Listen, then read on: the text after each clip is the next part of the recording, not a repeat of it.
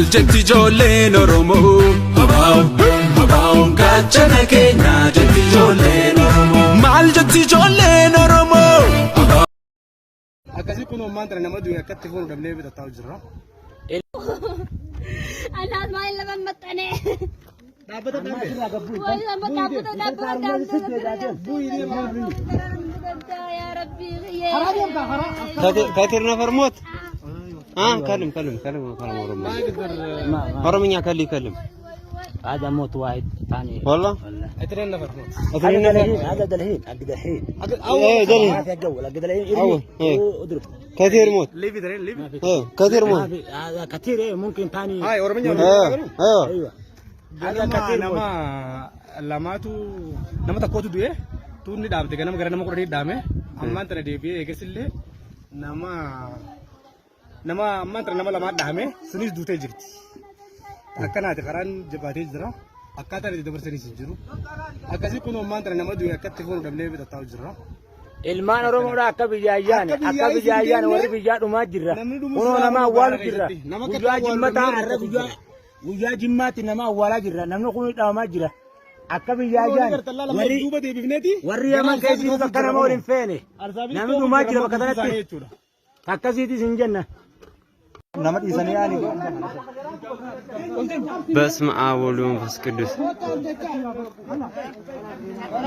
ليبي شنو ليبي ها أيوة شكري له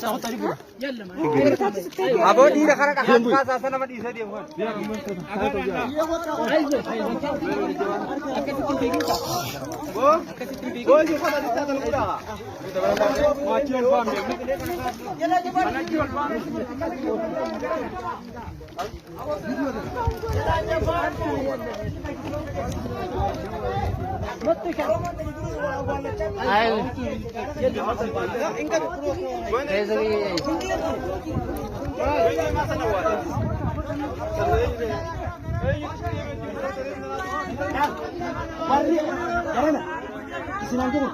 الجرب يا إسماعيل أكيد راح نتراجع والله يا كتير الجرب إسماعيل كم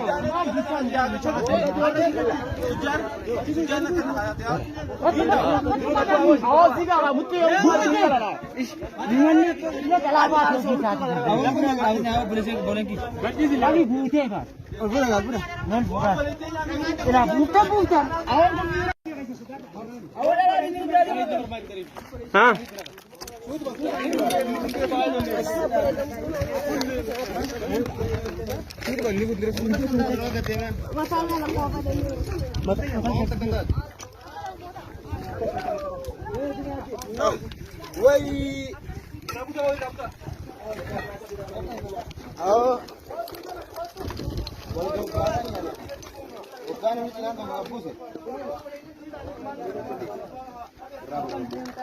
يا سيد الله يالونه درسولن